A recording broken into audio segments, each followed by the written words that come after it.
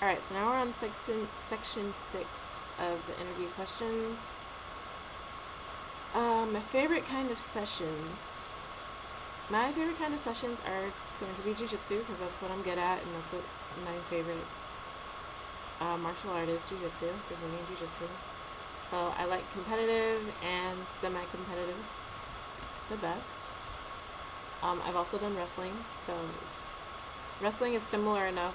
I still feel like okay about it. I just warned them in advance. I don't have any formal wrestling training, but with my like general physical awareness and strength, I can work with wrestling. I don't do competitive MMA. I have to, have my day job, so I can't really get hit in the face, but I don't mind doing competitive MMA. Like body shots, and well, like if you want me to hit you in your face, then sure, I'll punch you in the face. I don't care. Is there a size limit on my opponents? No, I've never put a size limit on my opponents. Just because in jiu-jitsu, we don't get to pick what size people we fight in jiu-jitsu. I mean, I guess technically we can, but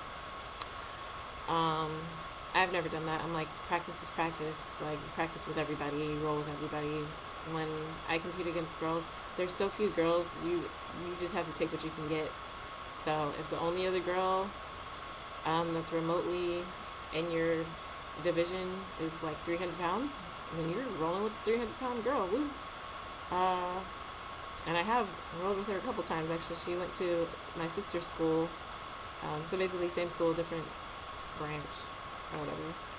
And I beat her still. It was hard because I couldn't get my legs around her, put her in a decent guard or anything, but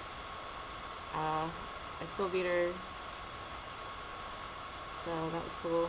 And, but yeah, that's the biggest I've rolled with. And then guys, I've rolled with guys way heavier than me.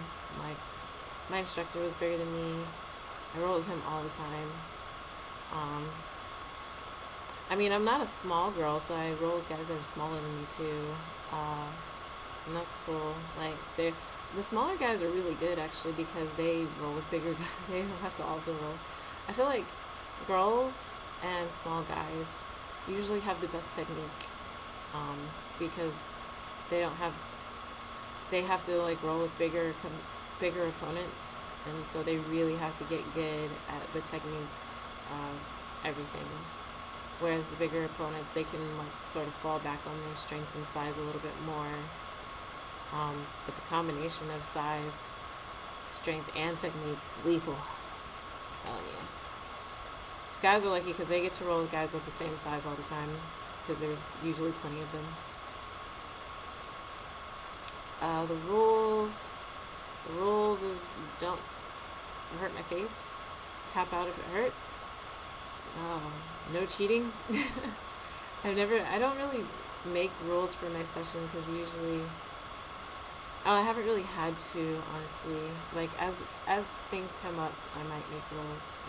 Like, I don't do anything sexual, so that's like one of my biggest rules. Nothing sexual or kinky, basically. What other kind of sessions do I do? I don't know. I've had all kinds of requests for different things. As long as it's something I feel comfortable with, I'm pretty chill. Like I said, as long as you're not asking for some kind of like weird sexual favor, you're not asking for me to be. I don't do clothing requests. I always wear athletic attire. So if you want me to be in like freaking skirt and heels or bikini, no, I don't do stuff like that. Like I'm an athlete first and foremost, so that's the kind of sessions I do, is like more so athletic sessions. But I've had guys interested in my muscles. They like to see me flex. They want to see me do feats of strength.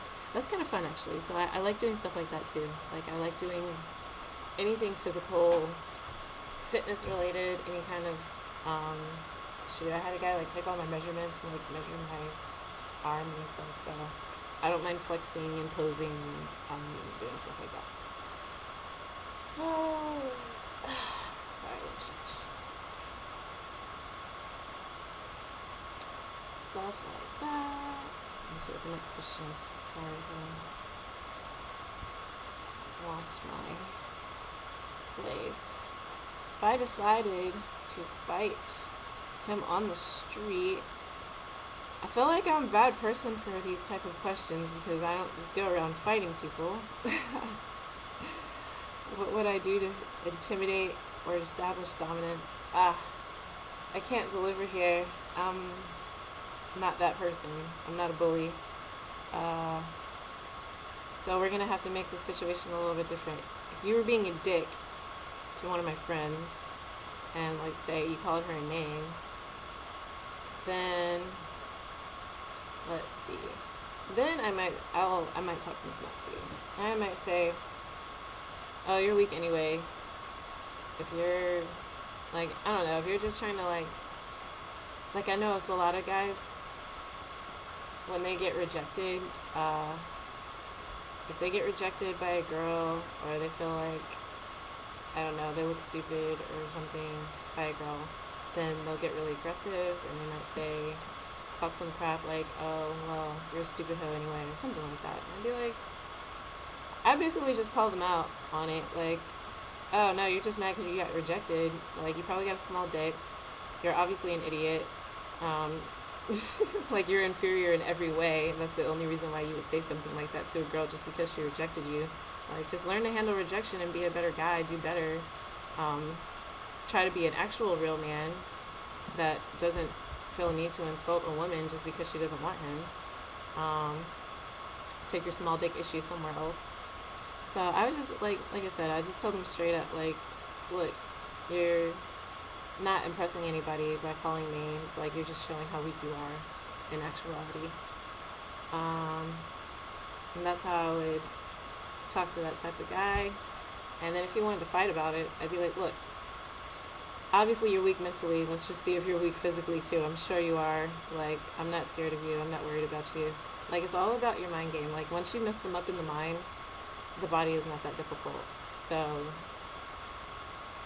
well, not as difficult, for sure.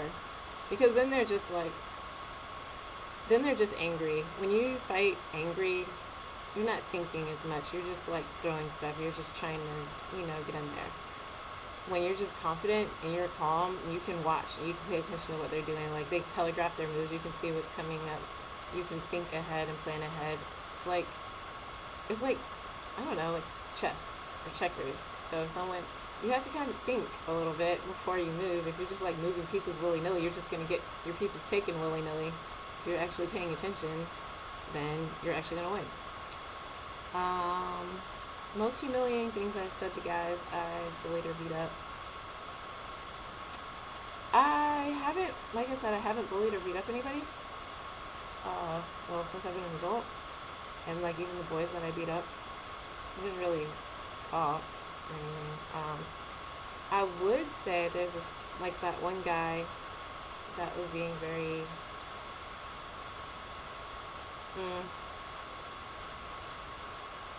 the one guy that I was talking to that was just being very kind of macho, girls are weak, men are strong, I wear the pants, and he's just being entirely an idiot. And he was like not even strong, he was weak, he didn't work out, he was out of shape. It was sad. So I told him, he kept egging me on and like saying this stuff all the time, and like I finally told him, I was like, look, obviously you have some type of mental health issues, or you're just like a weak, sad, pathetic man. Like, I think I called him cunt maybe, and I don't use that word. Like, that's a really bad word for me. But I called him one because I felt like he deserved it. And I was like, you're pathetic, I would beat you easily, like, you don't even stand a chance against me, basically. Which he didn't. Like, I would have wrecked him so bad, and he's like the type of guy I would really enjoy showing him exactly how strong a woman can be. Unfortunately, we didn't get to have a session because he's a little pussy. And that's not even a good word, honestly, because pussies are way stronger than dicks. I hate to say it. So, yeah, he's just like a little ball sack. That's what I should call him. He's a little ball sack.